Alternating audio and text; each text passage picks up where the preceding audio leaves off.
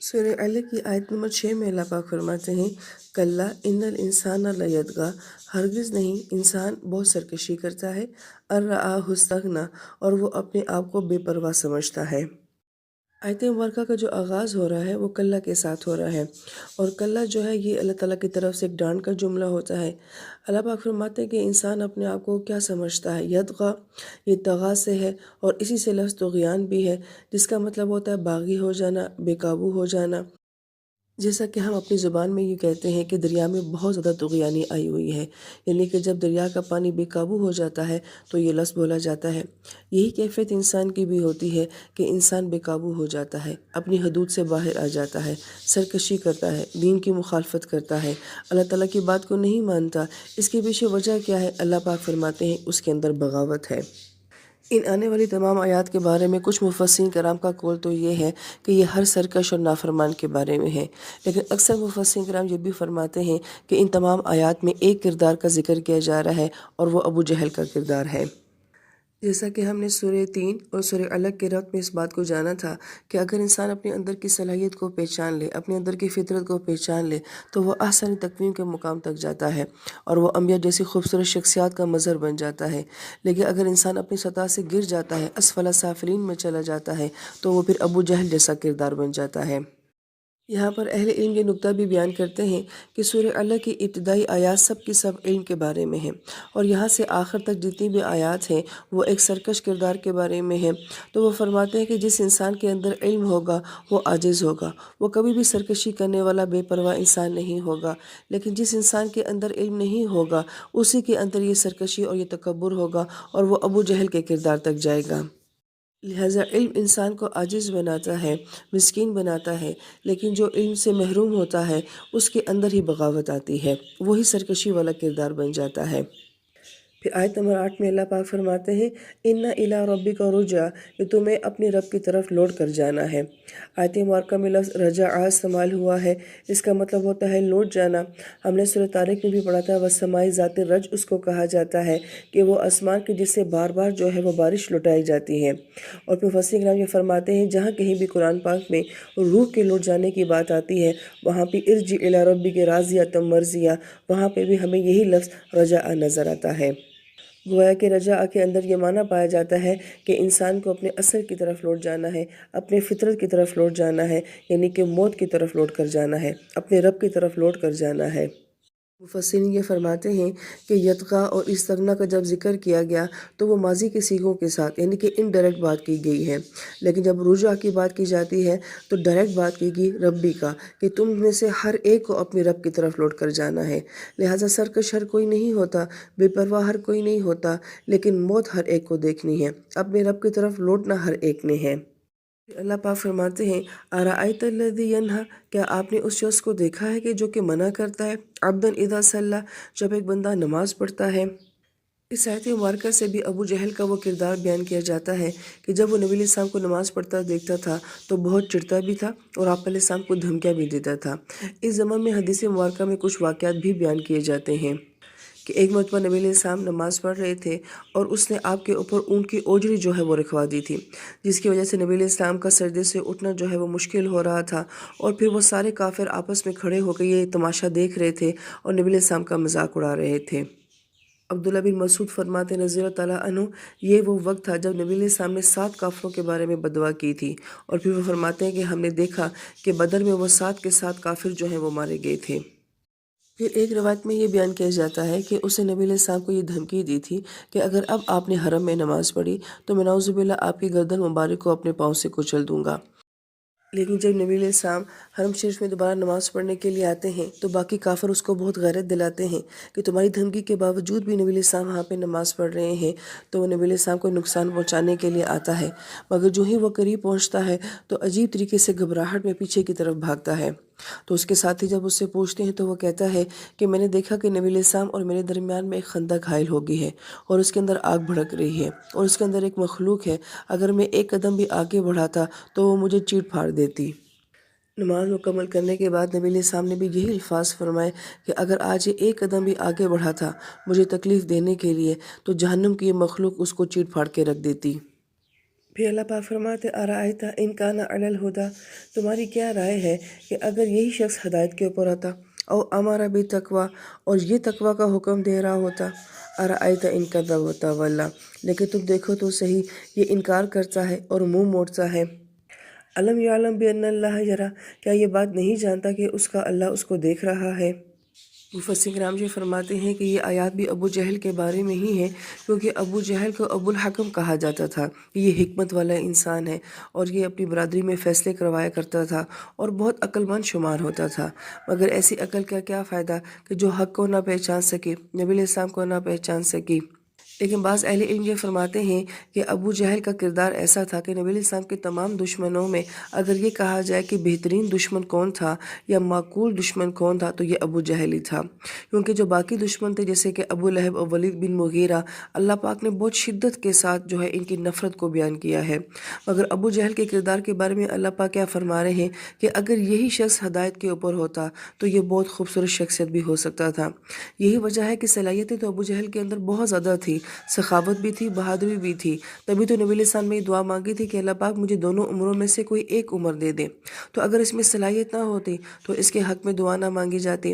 اور بعض اہل علم یہ فرماتے ہیں کہ یہ سخاوت میں بھی بہت اعلیٰ درجے کا تھا، اور یہ بہادر اس طرح سے تھا کہ بہت سارے اور دشمن کہ جیسے کہ ولید بن مغیرہ جنگ بدر میں لڑنے کے لیے نہیں گئے، لیکن یہ لڑا ہے وہاں پہ اور بڑی دلیری کے ساتھ لڑا ہے، یہاں تک کہ جب آخری وقت میں جو کہ اس کی گردن کٹی ہے تو اس نے یہ کہا تھا کہ جب میری گردن کو کاٹنا تو پورا کاٹنا، تاکہ پتہ چلے کہ کسی سردار کی گردن کٹی ہے۔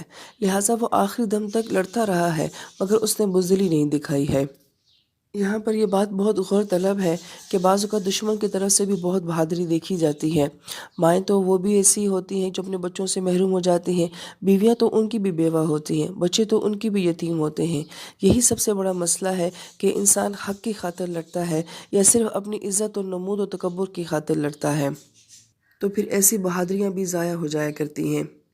اس لیے بعض اہل علم یہ بات بھی کہتے ہیں کہ اگر یہ دعا جو نبی علیہ السلام نے مانگی تھی اگر اس کے حق میں قبول ہو جاتی تو اس کا کردار بالکل وہی ہوتا جو حضرت عمر رضی اللہ تعالیٰ عنہ کا تھا، کیونکہ ان دونوں کی شخصیات بھی آپس میں بہت زیادہ ملتی جلتی تھیں۔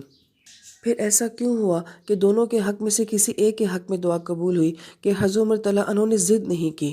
ایک وقت ایسا آیا کہ وہ مان گئے، لیکن ابو جہل آخر دم تک یہی کہتا رہا کہ مجھے پتہ ہے کہ نبی علیہ السلام سچے ہیں، یہ جھوٹ نہیں بولتے ہیں، لیکن اگر ہم نے ان کو نبی مان لیا تو ان کا خاندان ہمارے خاندان سے اعلیٰ ہو جائے گا اور ہمیں ان کو فالو کرنا پڑے گا، اور یہ ہم کسی طور پہ قبول نہیں کر سکتے۔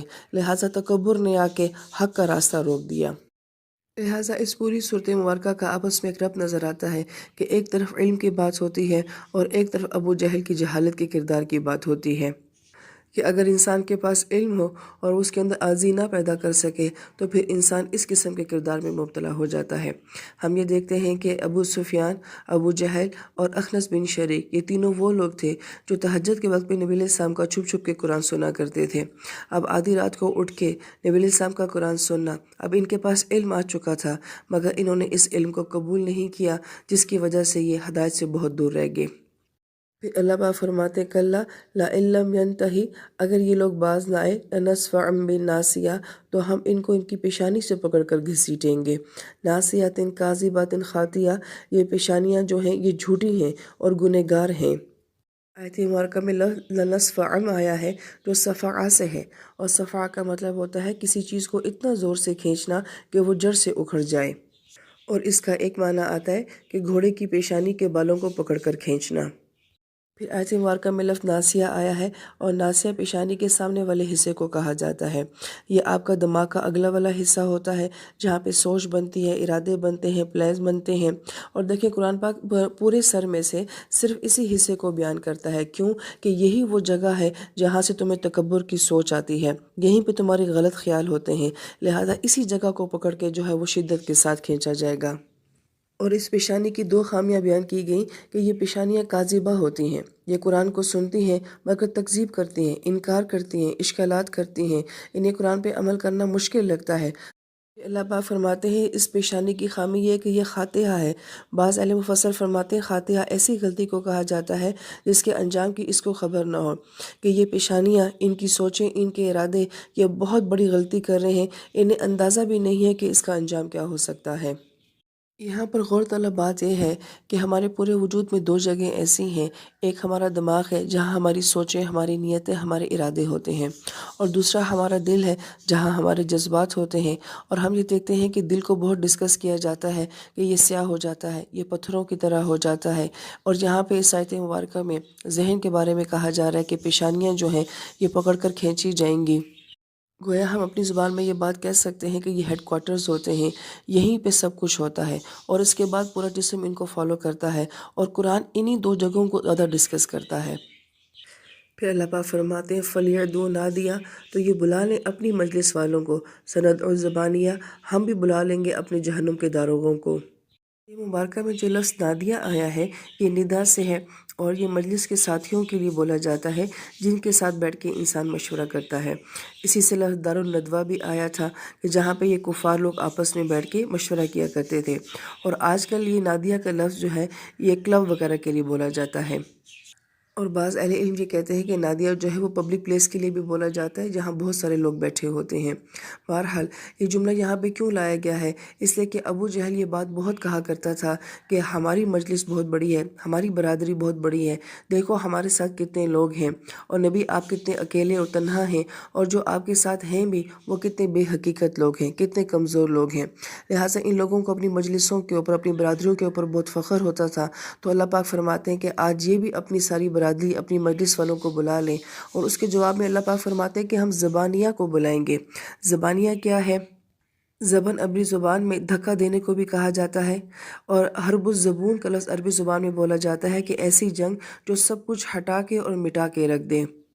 फिर अरबी ज़ुबान में नाक़तुज़्ज़बून का लफ्ज़ बोला जाता है कि ऐसी ऊँटनी जो दूध धोने नहीं देती है, और वो अपनी लात मार के हर एक को पीछे हटा देती है। और एक लफ्ज़ ज़बानुल अक़रब भी बोला जाता है जो कि बिच्छू के डंक के बारे में आता है।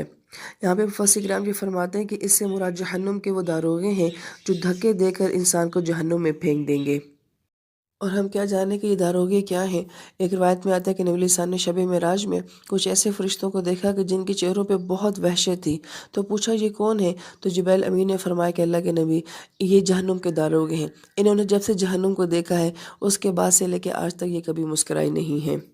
फिर एक रिवायत में आता है कि वो फरिश्ते जो इंसान की कब्र के ऊपर मुकर्रर किए जाते हैं वो बहरे भी होते हैं और नाबीना भी होते हैं, इसलिए कि जिस शिद्दत से मरने वाला जो है अज़ाब कब्र से चीख और चिल्ला रहा होता है, ना फरिश्ता उसको सुन सकता है ना उसको देख सकता है। इसमें बेदर्दी का माना पाया जाता है कि वो इतनी बेदर्दी से मरेगा क्योंकि वो देख और सुन ही नहीं सकता है। तो ऐसे दारोगों का इंसान क्या मुकाबला कर सकता है? ये अल्लाह पाक का बड़े शान बेनियाजी वाला कलाम है। फिर अल्लाह पाक फरमाते हैं कल्ला, हरगिज़ नहीं, ला तुतिअ, कभी भी इनकी अतात न कीजिएगा, वस्जुद वक्तरिब, सजदा कीजिए और करीब हो जाइए। अतात अरबी ज़ुबान में किसी की बात को दिल से मानने को कहते हैं, इसलिए अतात रसूल का लफ्ज़ बहुत बोला जाता है। अतिउल्लाह व अतिउर रसूल कहा जाता है कि अल्लाह उसके रसूल की बात को दिल से मानो, ज़ाहिर से ना मानो। तो यहाँ नबी अलैहि सलाम को ये कहा जा रहा है कि नबी कभी इनकी बातों को अपने दिल में जगह न देना, दिल से इनसे मुतासिर ना होना, इनकी परवाही आप मत करें। ये मेरा मसला है, और आपको क्या करना है? आपको सिर्फ सजदा करना है। मुफस्सिर किराम ये फरमाते हैं यहाँ दो चीज़ों को बड़े करीब के साथ बयान किया गया है, वस्जुद और वक्तरीब, के सजदा और कुर्ब। गोया के सजदों से जो है वो कुर्ब मिलता है। जितना इंसान सजदे की कसरत करता है उतना ही अल्लाह पाक के करीब होता जाता है। इसी बात को नबी अलैहि सलाम ने फरमाया कि कसरत से सजदा करो कि इंसान के हर सजदे से उसका एक रुतबा बुलंद हो जाता है। फिर आप अलैहि सलाम ने फरमाया कि इंसान सबसे ज़्यादा कुर्बत की हालत में अल्लाह के नज़दीक किस वक़्त होता है? जब वो सजदे की हालत में होता है। और हदीस पाक का ये मफ़हूम भी है कि क़यामत के दिन मोमिन जो है अपने सजदों के निशानात से जो है वो पहचाने जाएंगे। और एक रिवायत में ऐसा भी आया कि जो लोग दुनिया में कसरत से नमाज़ पढ़ने वाले होंगे, अगर किसी गुनाह की वजह से खुदा न खास्ता वो जहन्नुम में चले भी गए, तो जब आग उनको पकड़ने के लिए आएगी तो कहा जाएगा कि इनकी पेशानियों को तुम नहीं पकड़ सकती कि ये दुनिया में रहमान को सजदे किया करती थी। अहले इल्म ये फरमाते हैं कि इंसान के दिल में बहुत मर्तबा ये सवाल आता है कि मैं अल्लाह का कुर्ब कैसे हासिल करूं। तो एक तरफ का लफ्ज़ ये बता रहा है कि कुर्ब चाहिए तो फिर सजदा करना होगा, नमाज़ों की तरफ आना पड़ेगा। मुफस्सिर किराम यहाँ पे बड़ा प्यारा नुक्ता बयान करते हैं कि सूरत मुबारका की इब्तिदा इकरा से हो रही है, इल्म से हो रही है, और इंतहा जो है वो इबादत पे हो रही है, यानी कि सजदे पे हो रही है। और यहाँ से वो ये बात भी कहते हैं कि पहले इल्म सीखा जाता है, फिर खूबसूरत इबादत जो हैं वो ज़ाहिर होती हैं। गोया कि इल्म और इबादत का भी आपस में बड़ा गहरा ताल्लुक है। जितना इल्म खूबसूरत होता जाएगा उतनी इबादत भी खूबसूरत होती जाएंगी। लिहाजा इंसानी जिस्म का सबसे आला मुकाम क्या होता है? उसकी पेशानी। और सबसे निचला मुकाम यहाँ पे क्या है? ज़मीन है। तो इंसान अपनी सबसे आला चीज़ को जो है जब इतनी आजी के साथ ज़मीन में रखता है तो फिर अल्लाह पाक उसको नवाजते हैं, फिर इस्लाह भी मिल जाती है, हदायत भी मिल जाती है और कुर्ब भी मिल जाता है। इसीलिए नबी इस्लाम भी ये बात फरमाया करते थे कि इंसान सजदे की हालत में अपने रब से बहुत करीब होता है, इसलिए सजदों में बहुत कसरत के साथ दुआएं मांगा करो। जो नबी इस्लाम की सुन्नत और नवाफिल की नमाज़ें होती थी, नबी इस्लाम दुआ फरमाया करते थे, अल्लाहुम्मा अग़फ़िर ली ज़म्बी कुल्लहु दिक्कहु व जिल्लहु अव्वलहु व आखिरहु व अलानियतहु व सिर्रहु, कि मेरे मालिक अल्लाह मेरे बड़े गुनाह, मेरे छोटे गुनाह, मेरे ज़ाहिर के गुनाह, मेरे छुपे हुए गुनाह, मेरे अगले गुनाह, मेरे पिछले गुनाह, मेरे सारे गुनाहों को माफ़ फरमा दें। अगर ये दुआएं याद हो जाएं तो हमारी नफल नमाजें और भी ज़्यादा खूबसूरत हो सकती हैं। अल्लाह ताला से दुआ है कि अल्लाह ताला हमें खूबसूरत इल्म के साथ खूबसूरत इबादत भी नसीब फरमाए। आमीन या रब्बल आलमीन।